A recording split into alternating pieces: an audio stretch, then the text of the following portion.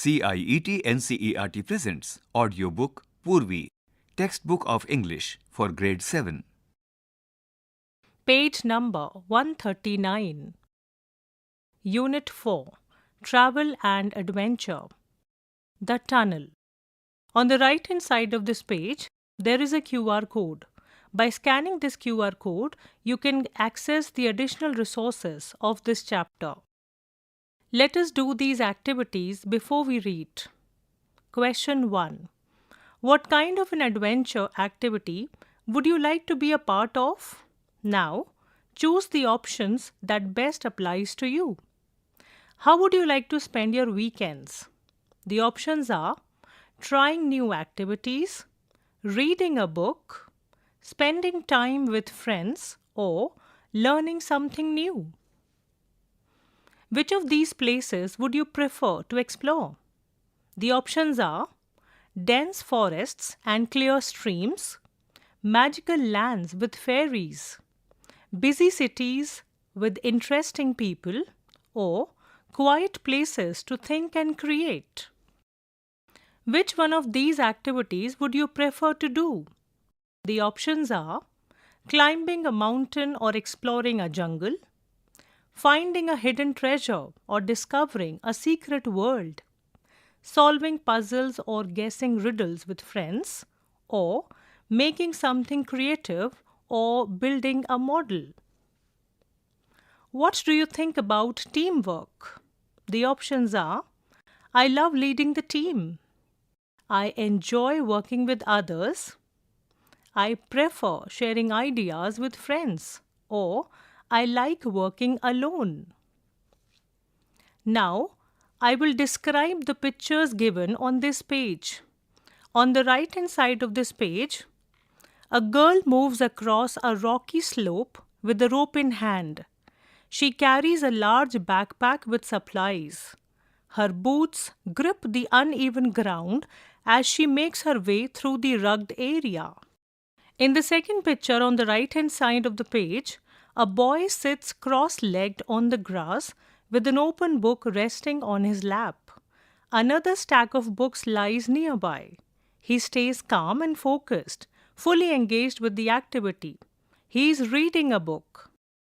In the third picture, near a quiet stream, a girl sits on the grass, sketching or writing in a notebook. Art materials lie close to her. She stays absorbed in her task, surrounded by gentle nature sounds. On the left-hand side of this page, there is a boy in a blue shirt, beside a statue of Lord Buddha. He is gently working on it with his hands. He is focused and calm, shaping the statue with care. Tools lie nearby, showing he is involved in a peaceful, creative task. Page number 140. Based on your choices, which of the following do you think applies the best to you? Discuss with your classmates. Bold explorer, imaginative dreamer, energetic planner, thoughtful creator. You may add to the list as per your choices. Let us now read. At the top of this page, there is a picture. A quiet railway tunnel sits at the edge of a forest. The track curves out from the tunnel, bordered by trees, bushes, and a wooden fence. The ground is dry and dusty, and the jungle around it feels still and warm. The entrance to the tunnel is dark and deep, surrounded by rocky slopes and thick greenery. It was almost noon, and the jungle was very still, very silent. Heat waves shimmered along the railway embankment, where it cut a path through the tall, evergreen trees. The railway lines were two straight black serpents disappearing into the tunnel in the hillside. Suraj stood near the cutting, waiting for the midday train. It wasn't a station, and he wasn't catching a train. He was waiting so that he could watch the steam engine come roaring out of the tunnel. He had cycled out of the town and taken the jungle path until he had come to a small village. He had left the cycle there and walked over a low scrub-covered hill and down to the tunnel exit. Now he looked up.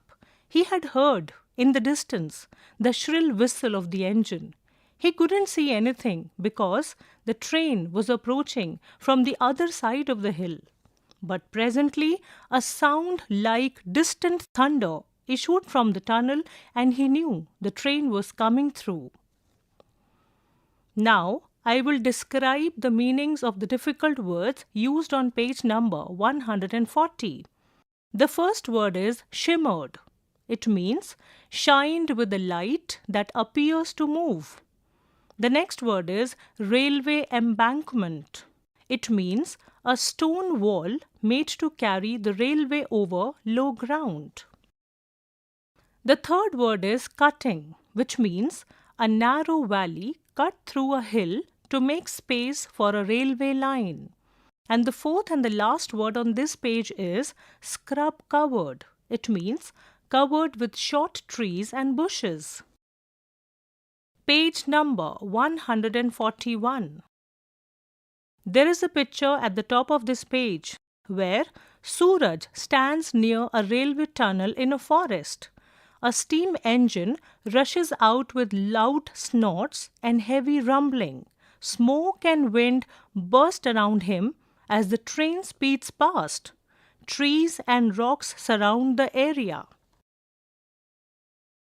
A second or two later, the steam engine shot out of the tunnel, snorting and puffing like some green, black and gold dragon, some beautiful monster out of Suraj's dreams. Showering sparks left and right, it roared a challenge to the jungle. Instinctively, Suraj stepped back a few paces.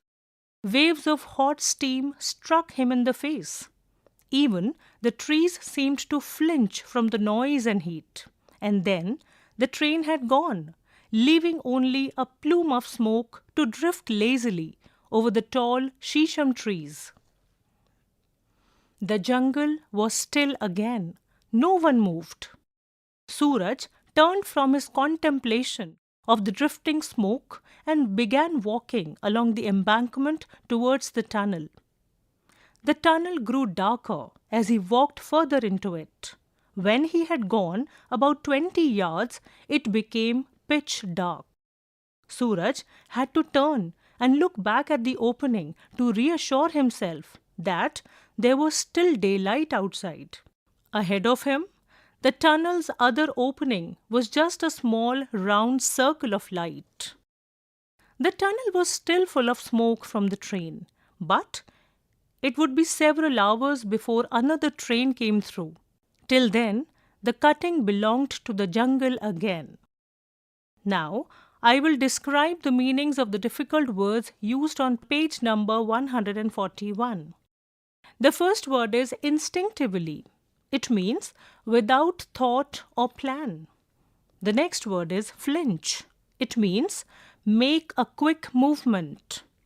The next word is plume of smoke, which means long, thin cloud of smoke. The next word for us is shisham. It means a tree found in northern parts of India. The next word is contemplation. It means deep thought. And the last word on this page is reassure. It means comfort or calm. Page number 142. Suraj didn't stop because there was nothing to do in the tunnel and nothing to see. He had simply wanted to walk through so that he would know what the inside of a tunnel was really like. The walls were damp and sticky. A bat flew past. A lizard scuttled between the lines. Coming straight from the darkness into the light, Suraj was dazzled by the sudden glare and put a hand up to shade his eyes. He looked up at the tree-covered hillside and thought he saw something moving between the trees. It was just a flash of orange and gold, and a long swishing tail. It was there between the trees for a second or two, and then it was gone. About 15 meters from the entrance to the tunnel stood the watchman's hut. Marigolds grew in front of the hut, and at the back there was a small vegetable patch. It was the watchman's duty to inspect the tunnel and keep it clear of obstacles. Every day before the train came through, he would walk the length of the tunnel. If all was well, he would return to his hut and take a nap. If something was wrong, he would walk back up the line and wave a red flag, and the engine driver would slow down. At night, the watchman lit an oil lamp and made a similar inspection of the tunnel. Of course, he would not stop the train if there was a porcupine on the line. But if there was any danger to the train, he would go back up the line and wave his lamp to the approaching engine. If all was well, he would hang his lamp at the door of his hut and go to sleep. He was just settling down on his cot for an afternoon nap when he saw the boy emerge from the tunnel. He waited until Suraj was only a meter or so away and then said, "Welcome, welcome. I don't often have visitors. Sit down for a while and tell me why you were inspecting my tunnel." "Is it your tunnel?" asked Suraj. On the left-hand side of this page, there is a picture in which the leopard is moving through a thick forest. The ground is covered with grass and low plants, while tall trees stand all around.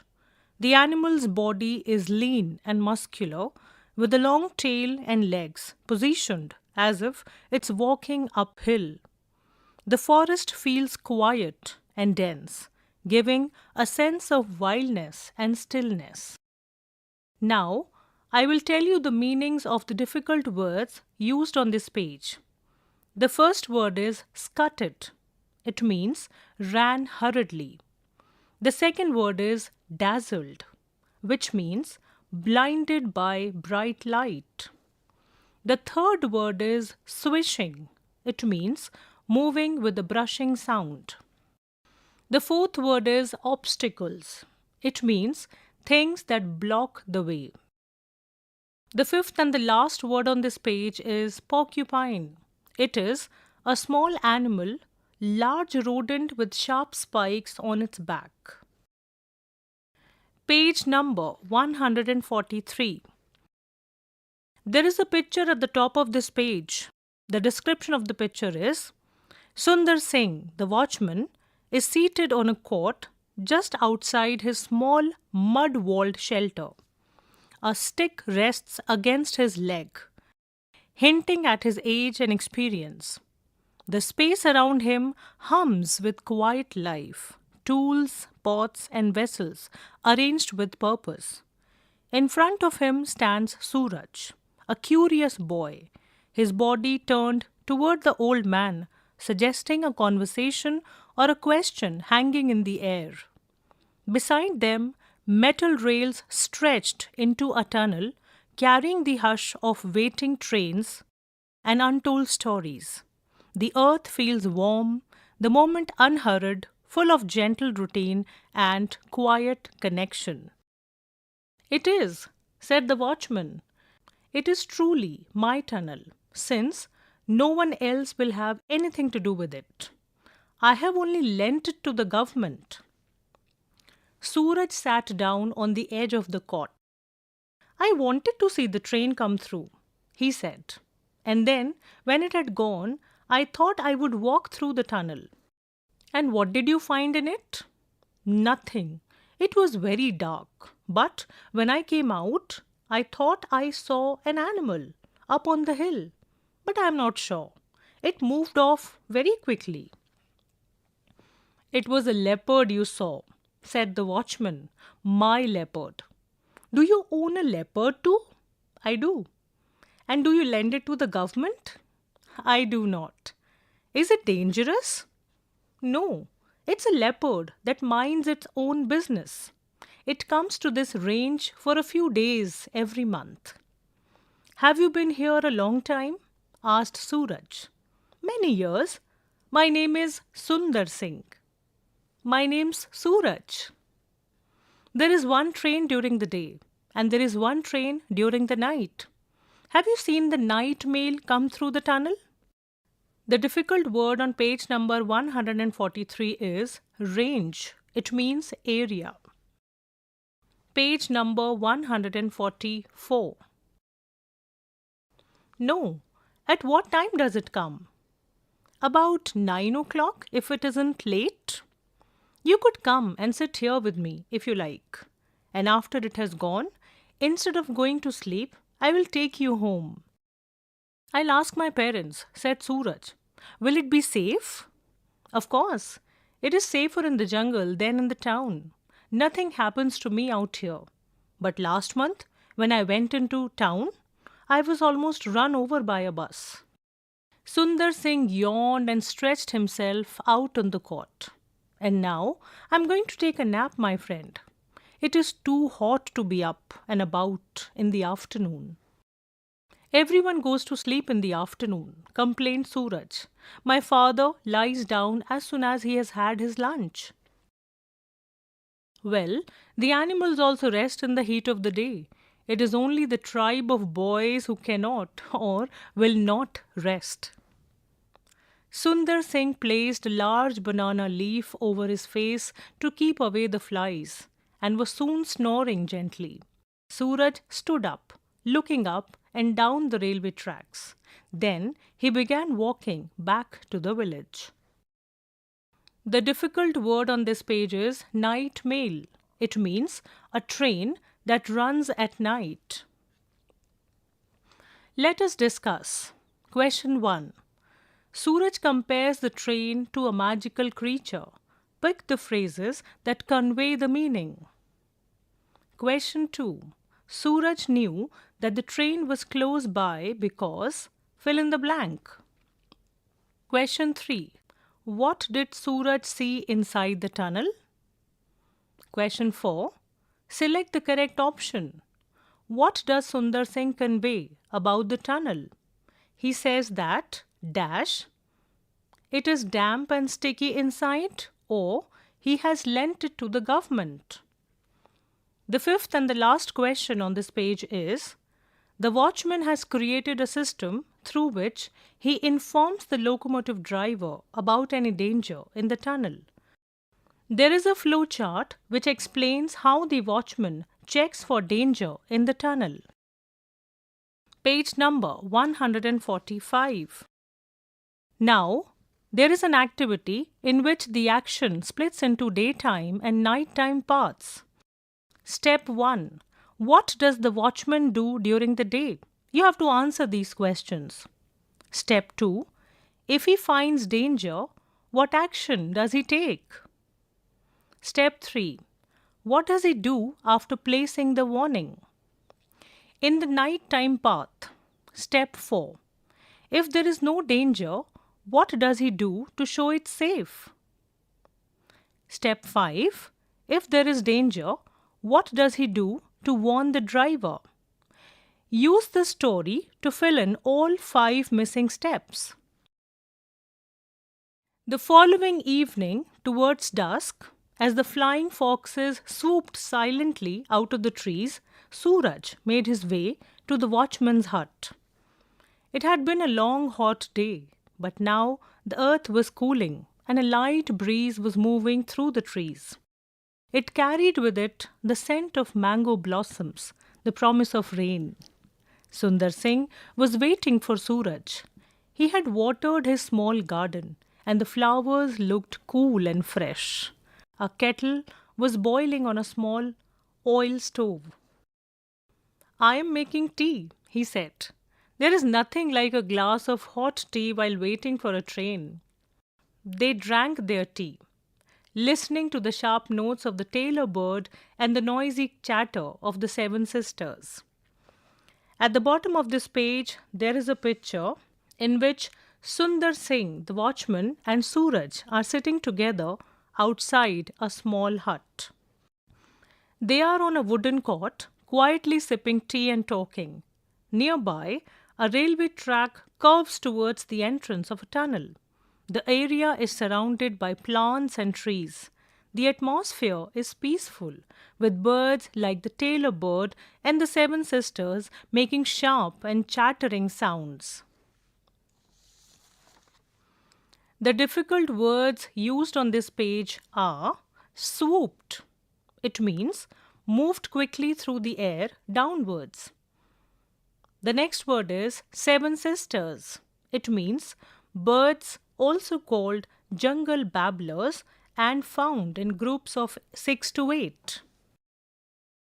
Page number 146. As the brief twilight faded, most of the birds fell silent. Sundar Singh lit his oil lamp and said it was time for him to inspect the tunnel. He moved off towards the tunnel while Suraj sat on the cot sipping his tea. In the dark, the trees seemed to move closer to him, and the night life of the forest was conveyed on the breeze.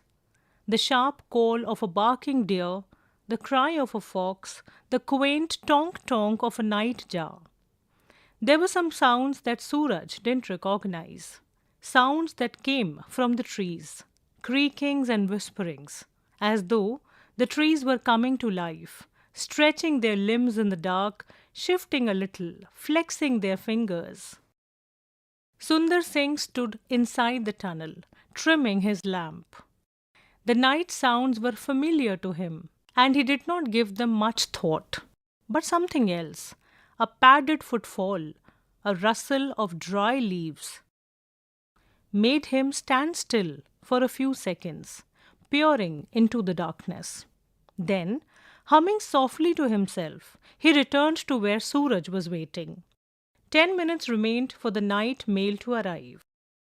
As Sundar Singh sat down on the cot beside Suraj, a new sound reached both of them quite distinctly.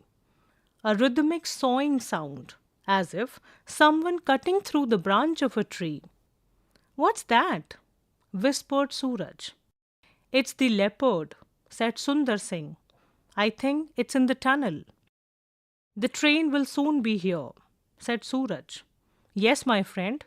And if we don't drive the leopard out of the tunnel, it will be run over and killed. I can't let that happen." "But won't it attack us if we try to drive it out?" asked Suraj, beginning to share the watchman's concern. "Not this leopard. It knows me well. We have seen each other many times. It has a weakness for goats and stray dogs, but it will not harm us. Even so, I'll take my axe with me. You stay here, Suraj." "No, I'm coming with you. It'll be better than sitting here alone in the dark." "All right, but stay close behind me. And remember, there is nothing to fear." The new and difficult words on this page are quaint. It means unusual. The next word is nightjar, which means a nocturnal bird with a short bill. The next word is flexing. It means bending. The last word on this page is trimming. Here it means adjusting the wick of the lamp. Page number 147. Raising his lamp, Sundar Singh advanced into the tunnel, shouting at the top of his voice to try and scare away the animal. Suraj followed close behind, but he found he was unable to do any shouting. His throat was quite dry. They had gone about 20 paces into the tunnel when the light from the lamp fell upon the leopard. It was crouching between the tracks, only 5 meters away from them. It was not a very big leopard, but it looked lithe and sinewy. Baring its teeth and snarling, it went down on its belly, tail twitching. Suraj and Sundar Singh both shouted together. Their voices rang through the tunnel, and the leopard, uncertain as to how many terrifying humans were there in the tunnel with him, turned swiftly and disappeared into the darkness. To make sure that it had gone, Sundar Singh and Suraj walked the length of the tunnel. When they returned to the entrance, the rails were beginning to hum. They knew the train was coming. Suraj put his hand to one of the rails and felt its tremor. He heard the distant rumble of the train, and then the engine came round the bend, hissing at them, scattering sparks into the darkness, defying the jungle as it rode through the steep sides of the cutting. It charged straight at the tunnel and into it, thundering past Suraj like the beautiful dragon of his dreams. The difficult words used on the previous page, 147, are lithe. It means thin or graceful. The next word is sinewy. It means lean and muscular. The next word is snarling. It means growling. Twitching. Twitching means a short, sudden movement. And the last word on this page is defying. It means opposing. There is a picture in the middle of this page. In the picture, Sundar Singh, the watchman, and the boy Suraj are deep inside the tunnel. The air is cool and still, carrying the dampness of the stone and earth. Sundar Singh holds up a lantern, its warmth pressing back the darkness just enough for them to move forward. Each step they take echoes faintly, bouncing off the stone walls. Suraj stays close behind, his breath quick, the air around them filled with quiet tension. Ahead, something stirs near the tracks, faint and distant. The place feels ancient and closed in, wrapping around them like a held breath. Page number 148. And when it had gone, the silence returned and the forest seemed to breathe, to live again. Only the rails still trembled with the passing of the train. They trembled again to the passing of the same train almost a week later, when Suraj and his father were both travelling in it. Suraj's father was scribbling in a notebook, doing his accounts. Suraj sat at an open window, staring out at the darkness.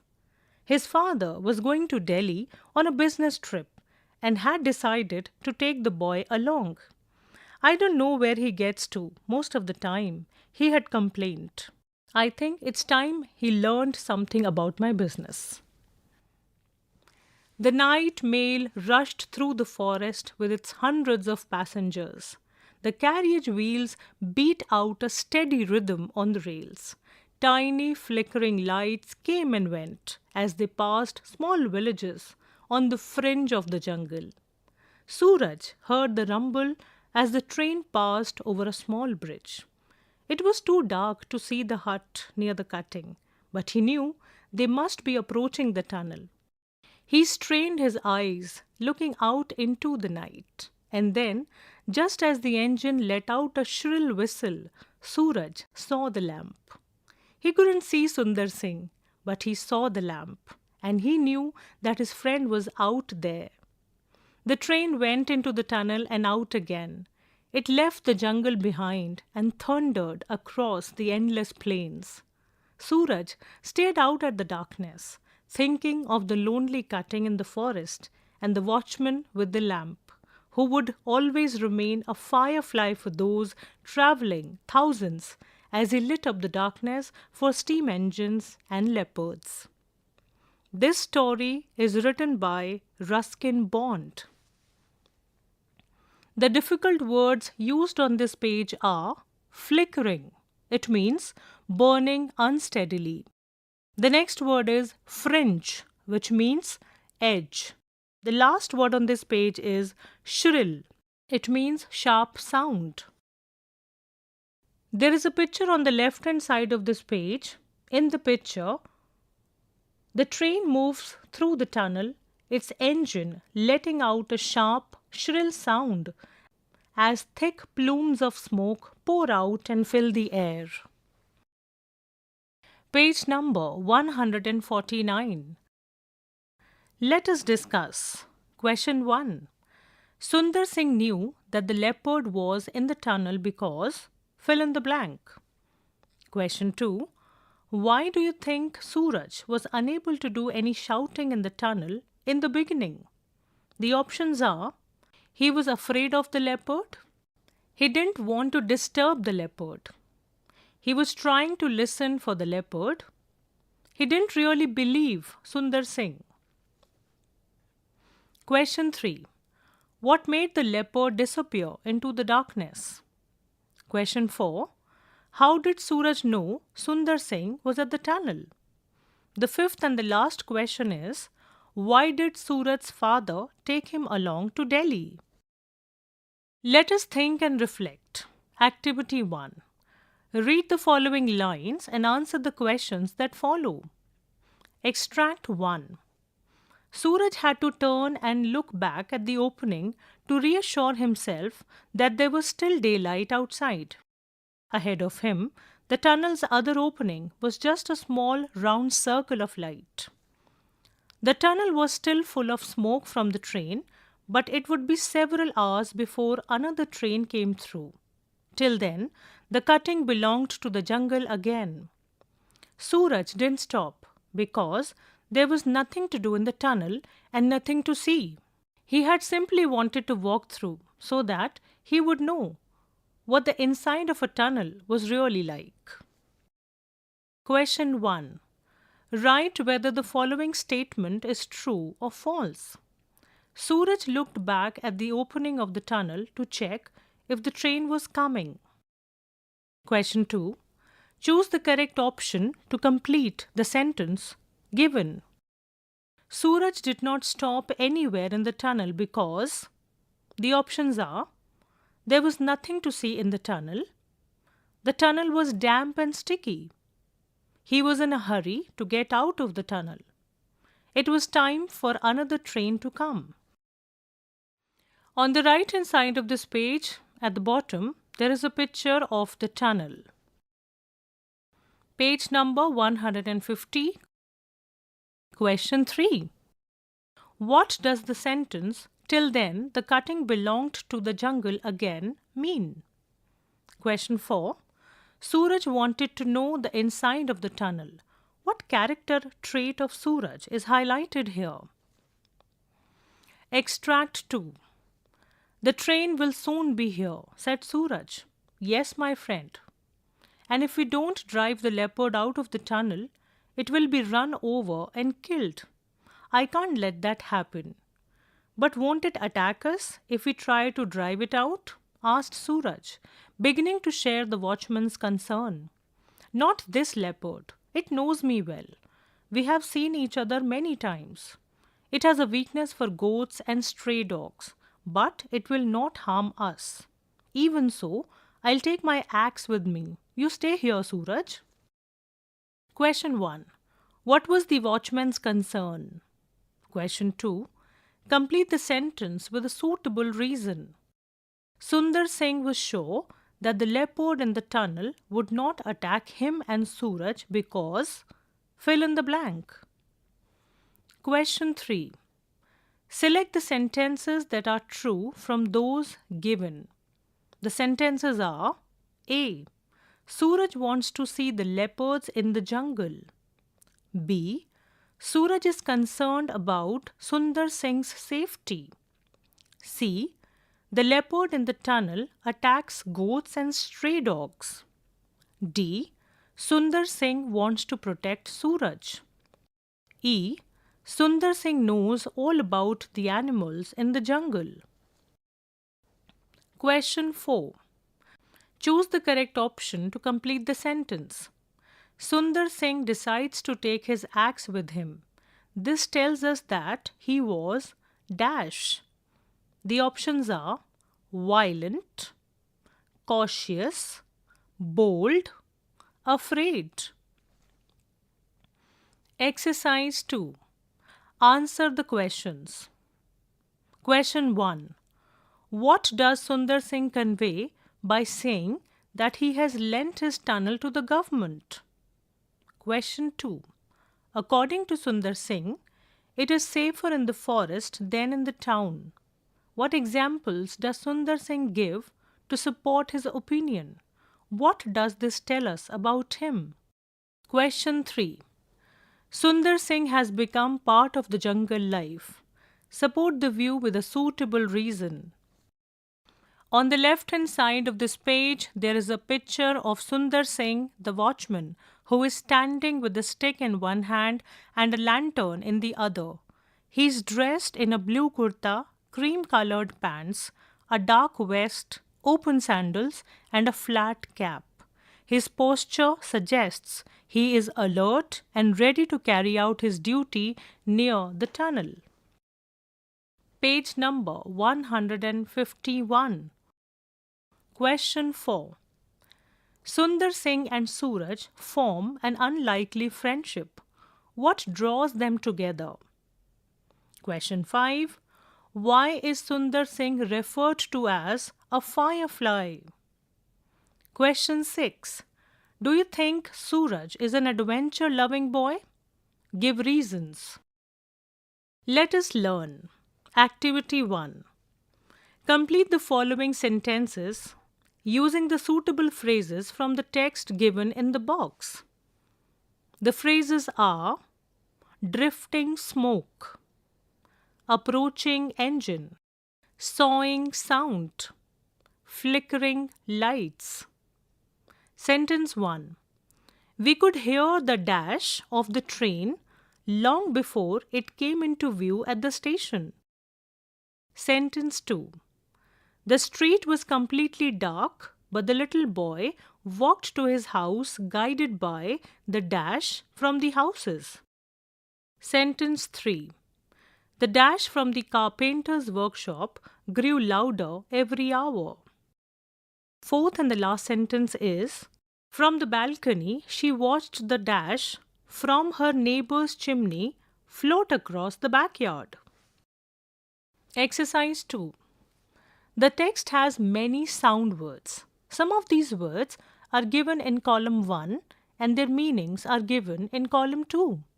Match the words with their meanings and you can use a dictionary for this activity.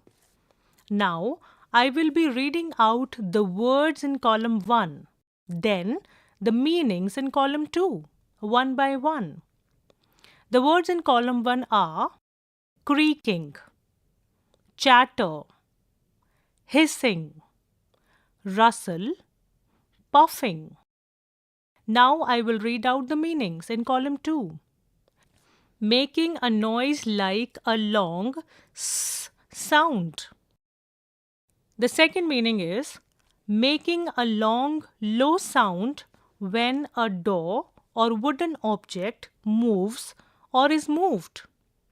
The third meaning is repeated series of short, high sounds made by birds or monkeys. The next meaning is blowing with short, quick blasts as the wind. The fifth and the last meaning in column 2 is a soft, low, dry sound made by the movement of things such as leaves, paper, etc. Page number 152.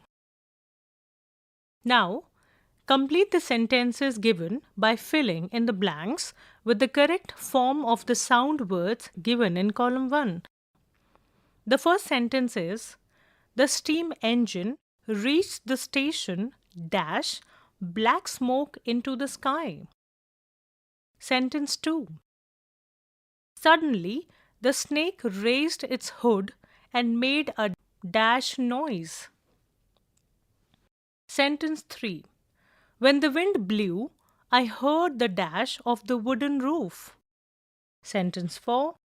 He heard a dash of leaves behind him when he was walking in the woods. The fifth and the last sentence is, I get disturbed by the continuous dash of the monkeys in the neighborhood. Activity 3. Read what the watchman Sundar Singh did regularly at the tunnel as part of his duty. Notice the use of would. Every day before the train came through, he would walk the length of the tunnel. If all was well, he would return to his hut and take a nap. If something was wrong, he would walk back up the line and wave a red flag, and the engine driver would slow down. At night, the watchman lit an oil lamp and made a similar inspection of the tunnel. Question 1. Why is the word would used here? The options are to make a polite request, to express a desire, or to talk about a habit in the past. In these sentences, the word would is used to speak about a past habit. Would is used in these sentences to describe repeated activities for a period of time in the past. We call them habitual or routine actions in the past. Would and used to both describe something that happened regularly in the past. However, used to indicates a past action that doesn't happen any longer. There are two options given here. I used to paint when I was in grade 4. Ria used to eat a lot of junk food, but she stopped last year. Question 2. Complete the sentences using the verb in brackets with the correct form of used to or would. An example has been done for you. Page number 153. When I was a child, we used to live in a village near a forest. Back then, we dash. The word given in the bracket is grow vegetables in our back garden. Every day, we dash. The phrase given in the bracket is get up early and go for a walk. The weather in summer dash. The word in the bracket is be, really nice. There was a lake near the house and we dash. The word given in the bracket is go there every Sunday for a picnic. Winters dash. The word in the bracket is be, rather cold. In the evenings, my father dash. The word in the bracket is tell us incredible stories and we dash. The word in the bracket is listen with admiration. Activity 4. We use punctuation marks to make our writing clear. You already know how to use full stops and commas. Let us look at the 3 more punctuation marks: brackets, semicolon, and colon. Colon is used to introduce a list or an explanation. There are 2 examples here. The first one is, you need the following ingredients to make ella ada, colon, ghee, coconut, jaggery, and rice flour. The next example is, he has one goal, colon, to win the championship. A colon is 2 dots, one above the other. That's how you draw a colon. Semicolon is used to connect 2 clauses which are closely related with a conjunction. There are 2 examples here. The first one is, she loves reading, semicolon, he prefers watching movies. In the next example, Suraj followed close behind, semicolon, but he found he was unable to do any shouting. Semicolon is dot on top, comma below. Now, use semicolons and colons to punctuate the following paragraph. We explored the busy by-lanes of Charminar, the heart of Hyderabad. It was an exciting day. We wanted to do a few things: buy bangles, taste biryani, and purchase pearl earrings, which are special to this area.